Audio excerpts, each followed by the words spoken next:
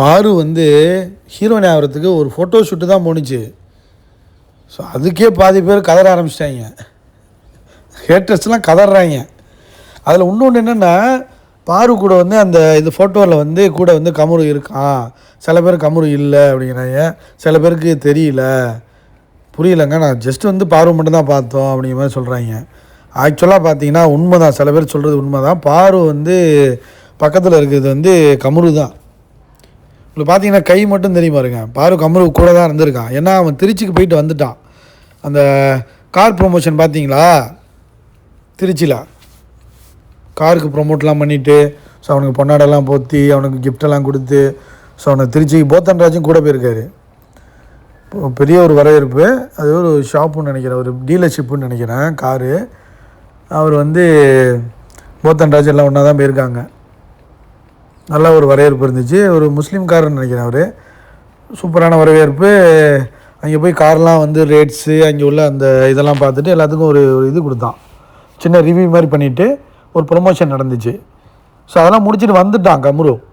ப்ரொமோஷன்னா என்னென்னா ஒன்றும் இல்லைங்க, கார் வந்து இந்த மாதிரி இருக்குது, நல்ல ப்ரைஸில் கிடைக்கும், ஸோ செகண்ட் ஹேண்டும் இருக்குது, எல்லாமே இருக்குது, ஸோ பெஸ்ட் ப்ரைஸில் பண்ணி கொடுப்பாங்க. ஸோ உங்களுக்கு ஏதாச்சும் ஒரு செகண்ட் ஹேண்டில் கார் வாங்கணுமோ இல்லைனா வந்து இது மாதிரி எதுவும் பண்ணணும்னா நீங்கள் வந்து கான்டாக்ட் பண்ணுங்கள், அந்த மாதிரி ஒரு ப்ரொமோஷன் மட்டும் கொடுத்துட்டு அப்புறம் திரும்ப வந்துட்டான். அப்போ கண்டிப்பாக வந்து பாரு கூட தான் வந்து இருக்கிறாங்க கமுரு. அந்த ஃபோட்டோவில் இருக்குது. இப்போலாம் எங்கே போனாலுமே ஒன்றா தாங்க போகிறாங்க வர்றாங்க. ஆல்மோஸ்ட் வந்து ஒன்றா தான் வாழ்ந்துக்கிட்டு இருக்காங்க, லிவினில் தான் இருக்காங்க, லிவின் ரிலேஷன்ஷிப்பில் தான் ஓடிக்கிட்டு இருக்கு. ஸோ இதில் ஆச்சரியப்படுறதுக்கு ஒன்றுமே இல்லைங்க. கல்யாணம் பண்ணிக்க போகிறாங்க, அடுத்தடுத்த ப்ராஜெக்ட்ஸ் பண்ண போகிறாங்க, ஒன்றா தான் இருக்க போகிறாங்க.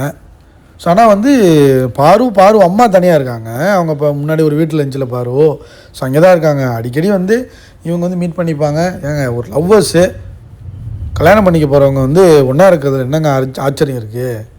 ஒன்றா இல்லைனாலாம் இல்லைன்னு சொன்னால் தான் அது ஆச்சரியம். ஸோ அதனால் நம்ம ஹாப்பி தான். பாரு ஃபேன்ஸ், கமுரு ஃபேன்ஸ் எல்லாம் ஹாப்பியாக தான் இருப்பாங்க.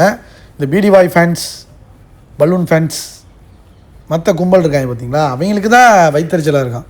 ஒன்றா இருக்காங்களே. இப்போ இந்த பிடிஒய்க்கெலாம் என்ன வைத்தறிச்சல்? அவ்வளோ சொன்னமே உள்ள இப்படியாவது பிரிச்சர்லாம் பார்த்தோமே, நம்மள்கிட்டே சண்டைக்கு வந்தானே, நம்ம கூட நடிக்கும்போது நம்மள்கிட்டே வந்து அவ்வளோ பேசுவான், ஓவராக பண்ணுவான், நம்ம கூடயே பேசிகிட்டு இருந்துட்டு இப்போ வந்து நம்மக்கிட்டே சண்டைக்கு வர்றானே, இதுதான் எனக்கு வந்து வைத்தறிச்சலாக இருக்குங்கிறது தான் பிடிஒய்க்கு. பலூனுக்கு என்னென்னா, பலூன் வந்து அழகாக வந்து துஷார் போனோடனே டேக்கிள் பண்ணலாம் பார்த்துச்சு யாரை, கமுருவை.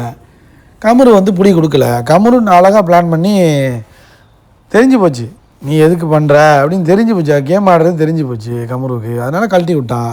அதையும் தாண்டி ட்ரையாங்கிள் போட்டு எப்படியோ பிரித்து விட பார்த்துச்சு, அதுவும் முடியல. இவ்வளோ தூரம் சொல்லியும் பேசியுமே வெளில போய் ஜாலியாக இருக்காங்களே, இவ்வளோ ஃபேன்ஸ் இருக்கே, ஐயோ 2 பேரும் ஒன்றாவே வாழ்கிறாங்களே, அது வைத்தறிச்சலாக தான் இருக்கும். ஏங்க வினோத்துக்கே கொஞ்சம் கடுப்பு தாங்க. அன்றைக்கி அந்த அண்டா காக்கசம் நிகழ்ச்சியில் கூட சொன்னானே, பாருக்கும் கமுருக்கும் எப்போ கல்யாணம்னு என்னட்ட கேட்குறாங்க அப்படின்னு சொன்னார்ல, அதெல்லாம் என்ன? நம்ம இவ்வளோ உள்ளே சொன்னோமே, பாருவை கல்யாணம் பண்ணாதான் அவன் வாழ்க்கை அழிஞ்சிரும், அவனால தான் நீ அழிஞ்ச, அவன் தான் உன்னை ட்ரிகர் பண்ணி விட்டான், நீ நல்லா தான் இருந்த, அதுக்கு வந்து ஜஸ்டிஃபிகேஷன் கொடுத்துட்டான் வினோத்து. இல்லை நான் வந்து அந்த ஹீட் ஆஃப் த மூமெண்ட் அந்த சண்டையில் பண்ணேன். அப்போ அது வெளில வந்து அப்படியே ரெஸ்பான்ஸ்லாம் பார்த்துட்டு அப்படியே மாறிட்டான். சரி அப்படியே இப்போ ஜால்ரா போடுறான்னு வச்சிங்களேன். ஆனால் அவனுக்கும் கொஞ்சம் மனசுக்குள்ளே வருத்தம் இருக்குல்ல, இவ்வளோ தூரம் சொன்னோம், நம்ம வந்து நண்பன்னு சொல்லிகிட்டு இருக்கோம், ஆனால் வந்து இவன் இன்னமும் வந்து அவளையே இது பண்ணுறானேன்னு ஒரு வருத்தம் இருக்கத்தானே செய்யும். அதை நம்ம ஏற்றுக்க முடியாதுல்ல. வைத்தறிச்சலோடு இருக்கட்டும், ஒன்றும் பிரச்சனை இல்லை. ஆனால் நண்பன், ஸோ நண்பன் காதலிக்கலாம் அப்படின்னு சேர்த்து தான் வைக்க முடியும். பிடிஒய் பார்த்தீங்களா, மூஞ்செல்லாம் பார்த்தீங்களா எப்படி இருக்குன்னு பார்த்தீங்களா? ஒரு ஃபங்க்ஷன் ஏதோ ஒரு இது திறப்பு விழாவுக்கு வந்திருக்கு பார்த்தீங்களா? ஏன்னா நாடகம் நடிக்கும்போது கமுரு கூட நடிச்சிருக்கு பார்த்துங்க, பிடிஒய் நடிச்சிருக்குல்ல. அப்போல்லாம் வந்து ரொம்ப இவங்க பெரிய மகாராணி மாதிரி நினச்சிக்கிட்டு ஒரு மாதிரி பண்ணுறது. இவன் கோவம் அடிவான் போல, அப்போயே கோவத்தில் தான் இருப்பான் போலாங்க, எப்போதுமே இவன் கோவத்தில் தான் இருப்பான் போல கமுரு. அப்போயே போகிற ஆட்டிடியூட் கட்டிக்கிட்டு பெரிய இவன் மாதிரி பண்ணிக்கிட்டு இப்போ பண்ணுது பாருங்க, தான் சொல்கிறது தான் கரெக்டுன்னு பண்ணிக்கிட்டு ஒன்று பண்ணுறாங்கல்ல, அந்த மாதிரி. ஸோ அந்த மாதிரி தான் அது கரெக்டே தான். இப்போ மாட்டிக்கிச்சு, என்ன பண்ணுறது? கப்பு வாங்கியும் ஒன்றுக்கும் பிரோஜனம் இல்லாமல் போச்சு. என்ன பண்ணுறது? ஹேட்டர்ஸ் தான் கதறாங்க. இந்த பிடிஒய் ஃபேன்ஸாக இருக்கிறதெல்லாம் ரொம்ப கஷ்டங்க. கப்பு எடுத்தும் இப்படி கழுவி ஊற்றுறாங்களேன்னு மன உடைச்சல் இருக்காங்க. நம்ம கமெண்ட்ஸ்லாம் வந்து கதறுவாங்க பாருங்கள், எல்லாம் பிடிஒய் ஃபேன்ஸ் தான், வேறு யாரும் கிடையாது. பலூன்லாம் பாருங்கள், துஷாரோட சேர்ந்தோடனே பலூன் ஃபேன்ஸ்லாம் அப்படியே போயிட்டாங்க. அவங்களுக்கு என்ன சப்ஸ்கிரிப்ஷன்ஸ் அவ்வளோதான். சப்ஸ்கிரிப்ஷனை கட் பண்ணுறேன்னு சொன்னிச்சு, இன்னும் கட் பண்ணல, அது வேறு விஷயம். பட் ஆனால் பிடிஒய் ஃபேன்ஸும் ரொம்ப பாதிக்கப்பட்டிருக்காங்க. ஏன்னா கப்பு வாங்கி இப்படி கழுவி ஊற்றுறாங்களே, எந்த சீசன்லேயும் சொல்லுங்கள். கப்பு வாங்கினோம் என்ன டாமினேஷனாக இருப்பாங்க. இந்த வாட்டி தான் கப்பு வாங்கிட்டு அழுதுகிட்டு இருக்காங்க. ஃபேன்ஸ் எல்லாம் கதறிக்கிட்டு இருக்காங்க. அடி அந்த மாதிரி போட்டு பொழக்கிறோம்ல, டெய்லி போடுறோம், டெய்லி குத்துறோம், ஊமை குத்தா குத்துறோம், அப்புறம் வலிக்கத்தானே செய்யும். அவர்களுக்கும் வெக்கம், அச்சம், மடம், ஞானம்லாம் இருக்கத்தானே செய்யும். அதனால தான், வேறு ஒன்றும் இல்லை. இதில் பாரு ஃபேன்ஸ் தான். அதுவும் நேற்று இந்த ரெட் கார்டுக்கெலாம் மரியாதையெல்லாம் பண்ணிச்சு பாருங்கள். அதெல்லாம் வேறு லெவல் சம்பவங்க. அது நான்லாம் எதிர்பார்க்கவே இல்லை. ரெட் கார்டு அடை கொடுக்குறீங்க, அதுக்கே உனக்கு நான் கேட்க வெட்டி கொய்யால. அடுத்த சீசன்லாம் எவனுக்கும் இந்த ரெட் கார்டை பற்றி கவலையெல்லாம் உள்ளே போவாங்கடா, வேணா எழுதி வச்சுக்கிங்க.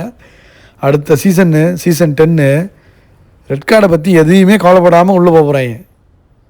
ரெட் கார்டாவது இதாவது அடித்து தும்சம் பண்ணுறா அப்படின்ட்டு. அதுக்குன்னு ரொம்ப அன்எத்திக்கலாக பண்ணால் வந்து ரெட் கார்டு கொடுக்க தான் செய்யணும். ஸோ அது மக்கள் மத்தியில் கேட்டு இருந்துச்சுன்னா ரெட் கார்டு ஜஸ்டிஃபிகேஷன் ஆகும்.